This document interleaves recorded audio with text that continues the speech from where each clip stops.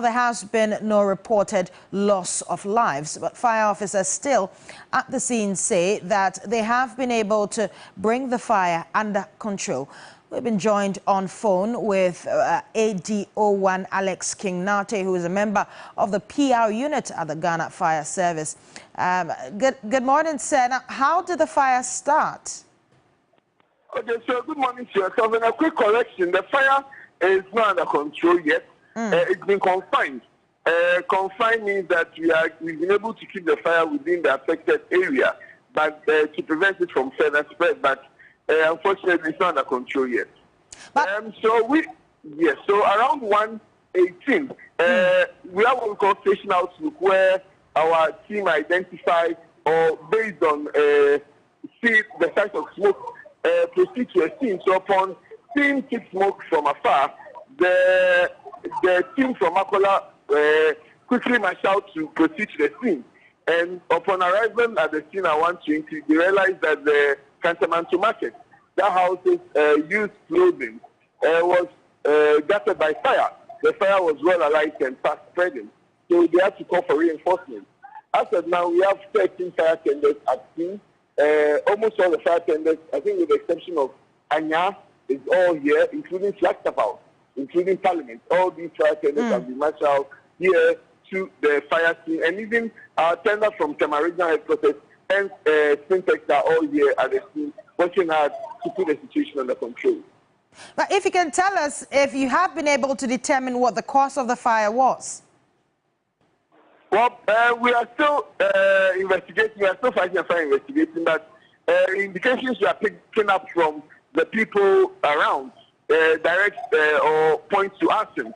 We can't confirm or deny that yet because we've not concluded our investigation, but that seems to be the popular notion amongst the traders here. And also to keep this in, this fires like this end up bringing to bear the inadequacy or the need to better resource the Ghana National Fire Service, because, again, as I had mentioned, we had marched out all the fire tenders, including the fire tender at the Jubilee House. So God forbid if there should be any incident at the Jubilee House or Parliament, to be in trouble. Also, the fact that, as I speak to you right now, there's another fire at Adenta, Animal Husbandry, and we have to call a fire tender all the way from Tonkatamanso to go to Adenta to fight that fire. Right. So this should be a wake-up call for better resourcing of the Ghana National Fire Service. Certainly a wake-up call. Many thanks for your time. That's ADO and Alex Kingnate, who is a member of the PR unit at the Ghana National Fire Service, giving us details on the fire that started at around 1 a.m. this morning at Cantamanto Market. We'll definitely bring you more details of this developing story in our subsequent bulletins. But let's head to Parliament now, because it is expected to resume today after the initial recall to the House 2 weeks ago. Now, this will be the first sitting in 2025 and the second sitting since the conduct of the December 7 elections. The December 7 elections reshaped Ghana's political landscape, with the National Democratic Congress securing a parliamentary majority. Well, the period will also be used for the registration of new members of Parliament. Meanwhile, communication from the Parliamentary Services Board indicates outgoing President Nana Addo Dankwa Akufo-Addo will deliver his last State of the Nation's address on January 3.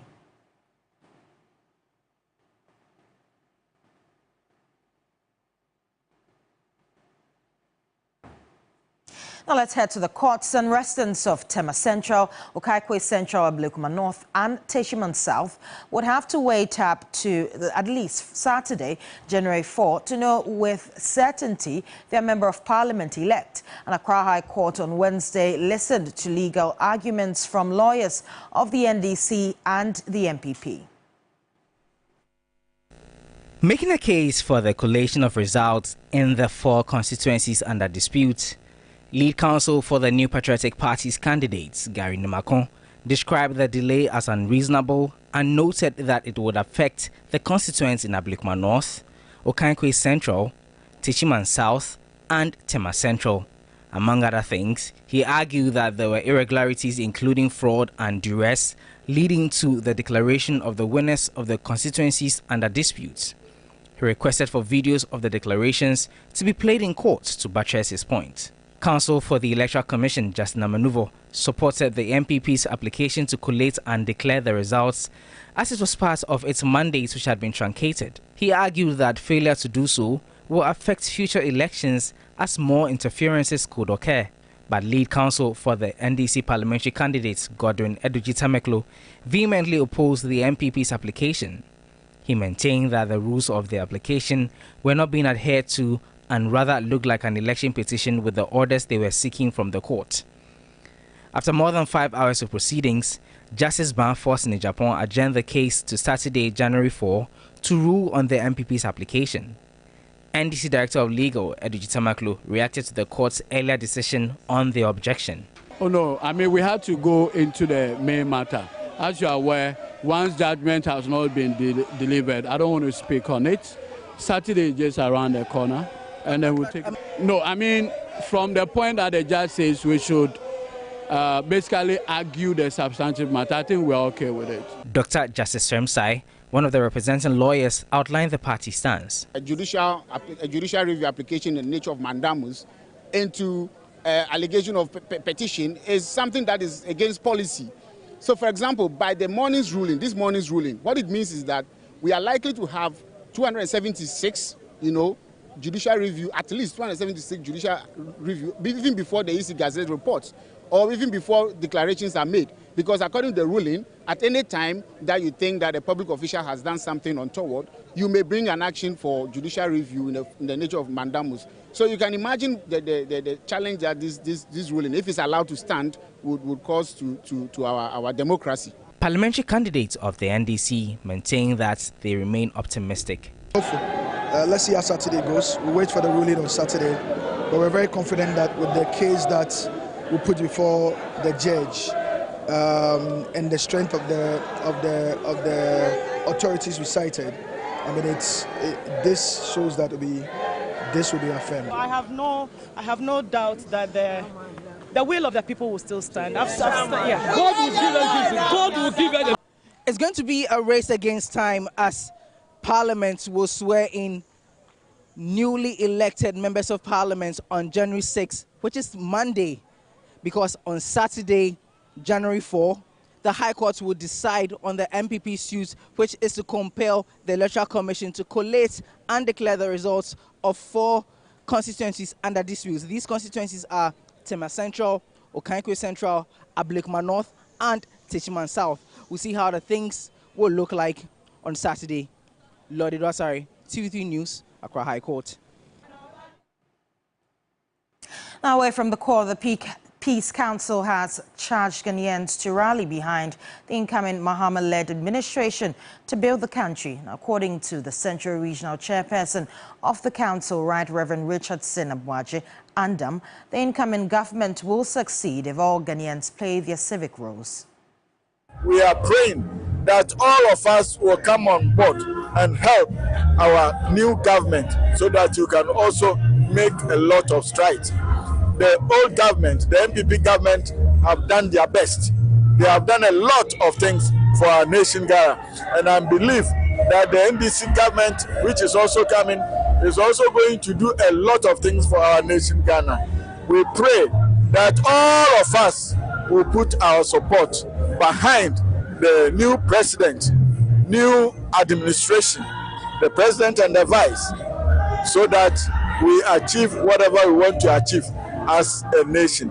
It is my prayer that we will not forget the children that we have in our nation. They are the future of our nation. So let us pray that the Lord will also help the children so that they will also grow to become useful beings in the society, and Ghana will become a great nation. Now, with less than a week to the inauguration of President-elect John Mahama, he has already raised concerns about the increasing pressure to fulfill his campaign promise of a lean government, while also meeting the demands of various stakeholders. This morning, we focus on the impending ministerial appointments by President Mahama, which have sparked intense debate and expectation. We shall assemble and operate the leanest but most efficient government under the history of our Fourth Republic.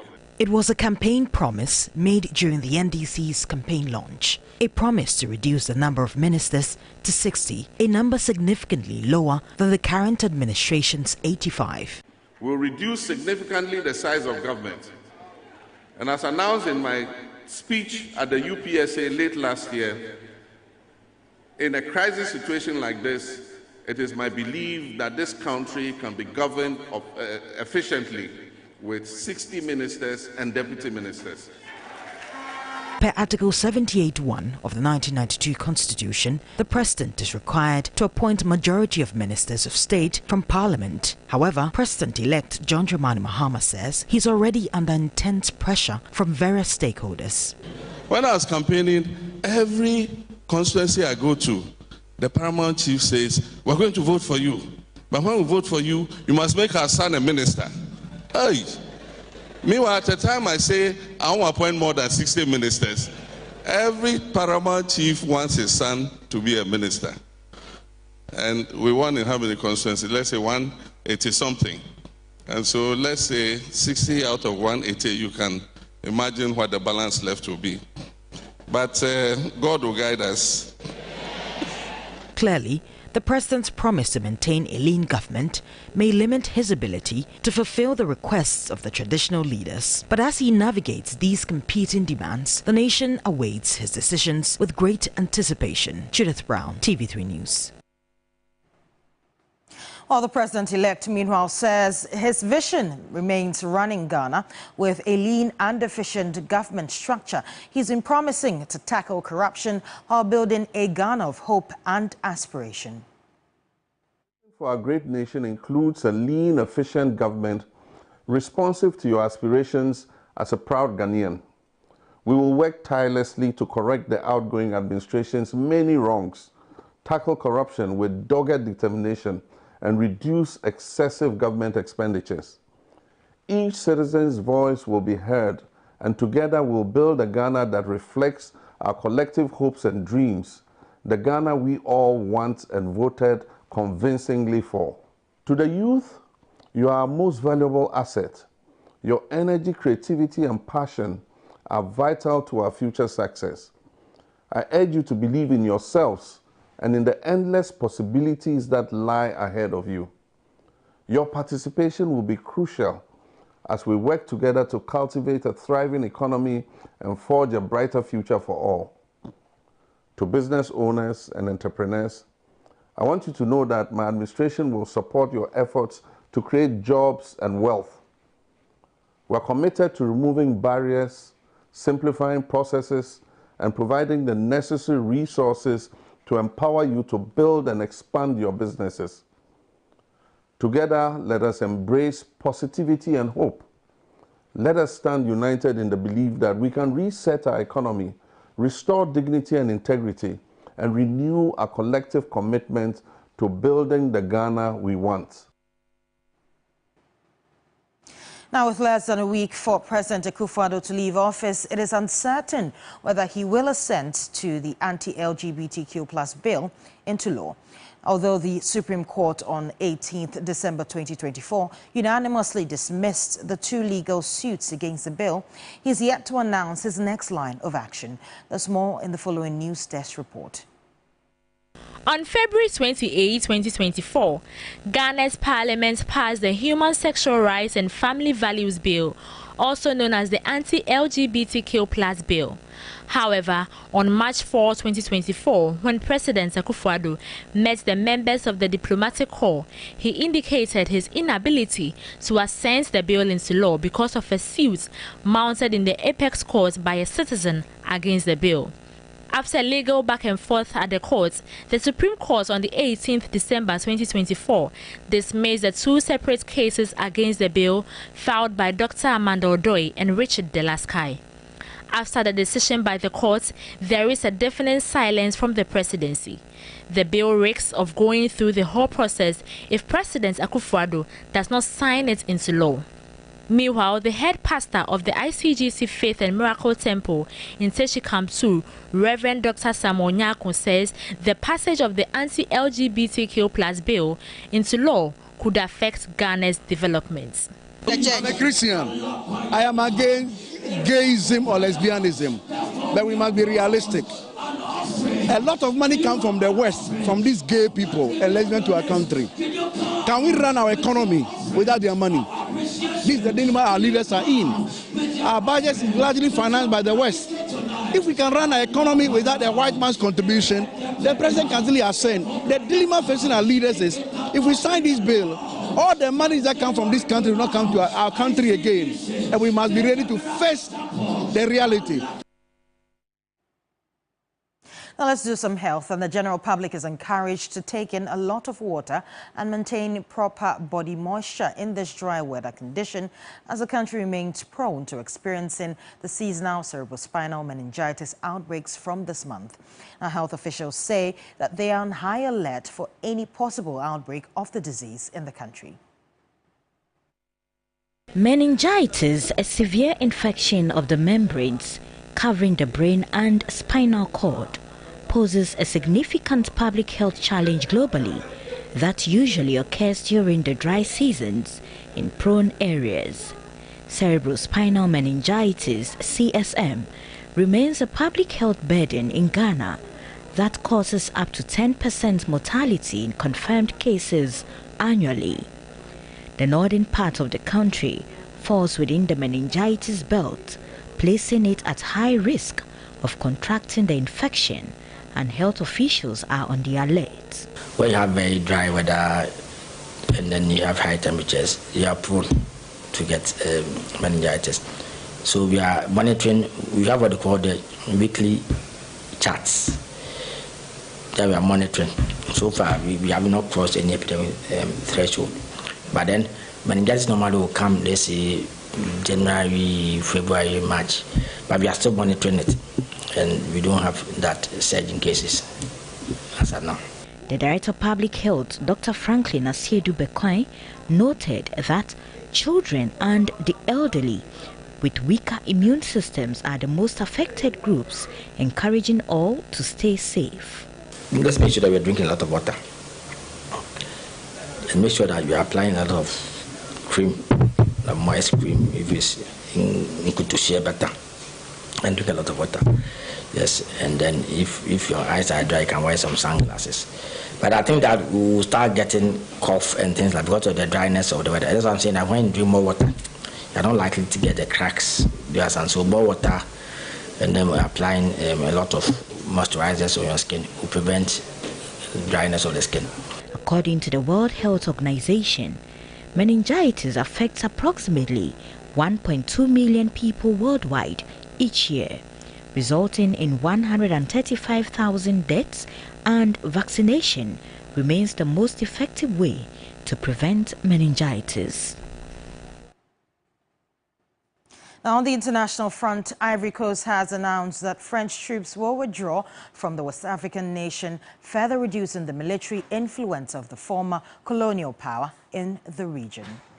Well, in an end-of-year address, Ivory Coast President Alassane Ouattara said the move was a reflection of the modernization of the country's armed forces. Separately, Senegal, which last month announced France would have to close its military bases on its territory, confirmed the withdrawal would be completed by the end of 2025.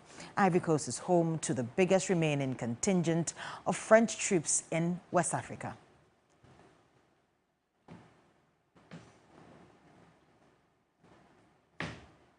And that's how I wrap up the 6 a.m. news right here on TV3. A pleasure coming to you always. My name is Judith Brown. Do stay tuned for the rest of New Day. Good morning.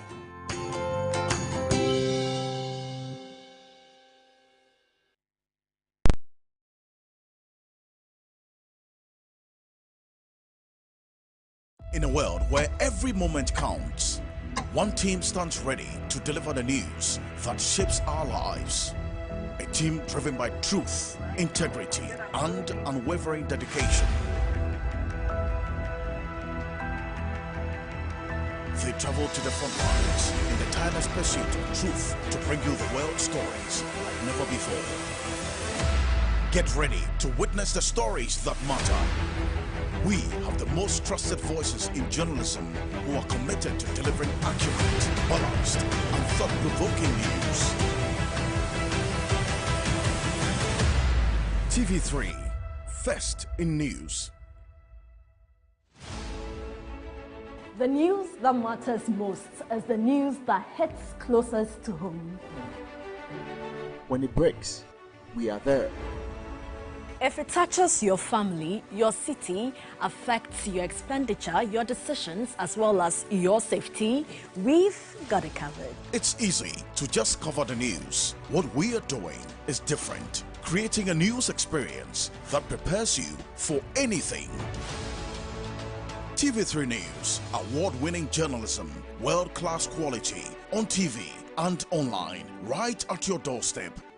TV3, first in news.